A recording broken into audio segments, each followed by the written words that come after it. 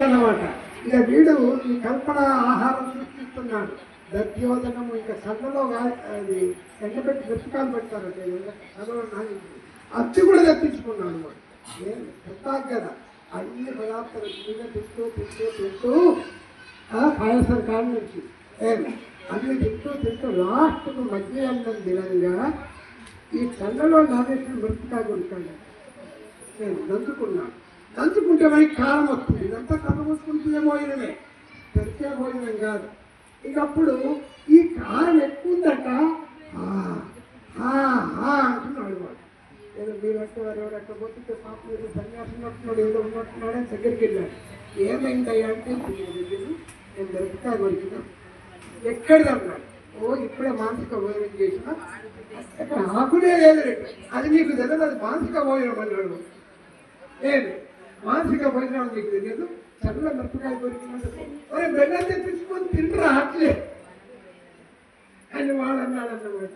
కాబట్టి అందరిదే అన్ని మిరపకాయలే కొరికేది, ఏ కుటుంబం దొరుకుతలేదు. ఈ మిరపకాయలకి కొడుకోవడం మాడి ఉత్త జగత్తులో ఉత్తదానే భావంతో కనికమనే భావంతో అందరూ ప్రశాంత చిత్తులై మరి జగత్తులో వ్యవహరించిన మేధస్సుకు ఏం బాధగలని సంస్థలు మీరందరూ ఆ ప్రశాంత వస్తువుల సమానస్తులు పొంది ఈ కార్తీక మాసంలో దీనికి సాధించగలిగాక చక్కగా పొరపాటు తెలుసుకొని మంచి ప్రశాంత వస్తువులు చేకూర్చుకోవడం తెలియజేస్తూ ఇంతటితో ధన్యవాదాలు స్వామి గారు.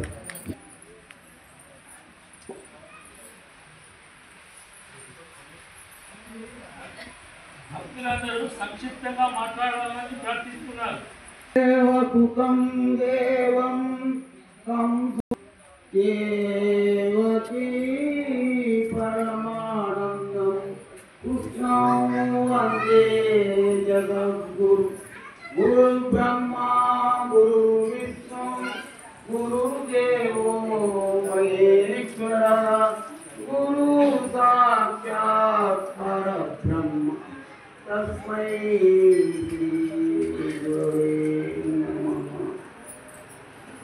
ఈ భక్తాంజనేయ పాదపద్మలకు నమస్కరిస్తూ ఆత్మబంధువులారా, గత 10 సంవత్సరాయనం అనేటువంటి విషయం జరిగింది.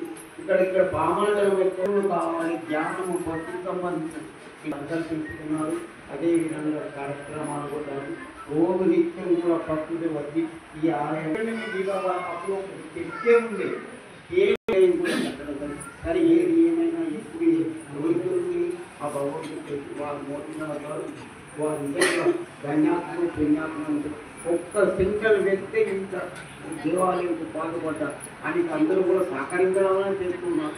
ఆ సహకారం మనం కూడా ఎప్పటికీ అందరికీ అందించాలని కోరుకుంటున్నాం. సరే, ఇది కార్తీక మాసం. ఈ మాసం చాలా పవిత్రమైనది, శివకేశవులకు ప్రీతికరమైనటువంటి మాసం. కాబట్టి ఈ మాసంలో కూడా మనకి గంగానది పెరిగేయాల కార్తీక పౌర్ణమి గంగానదిలో స్నానం చేయడం చాలా పవిత్రమైనటువంటిది. అంటే అందులో ఓషధులతో కూడుకున్నటువంటి దీపారాధన ఈ కార్తీక మాసంలో చేస్తూ ఉంటారు. అదేవిధంగా శివాలయంలోని దీపారాధన చేసుకుంటారు. సరే,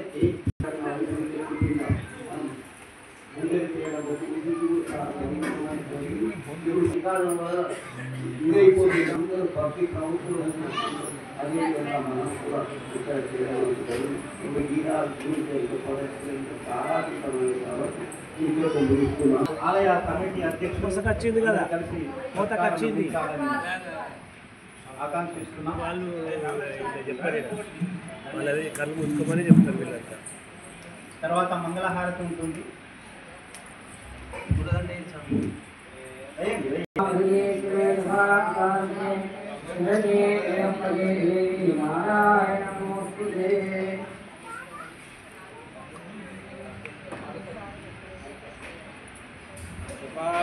भगवान की जय, सद्गुरुनाथ महाराज की जय, गोपालकृष्ण भगवान की जय, गोपालकृष्ण भगवान की जय, सद्गुरु महाराज की जय.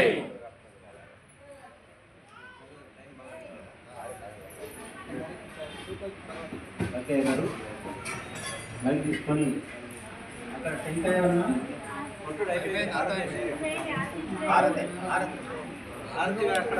ఆరతి కూడా అయిపోయింది అప్పుడే అంతా ఆరతి అయిపోయిందట అంత అయిపోయింది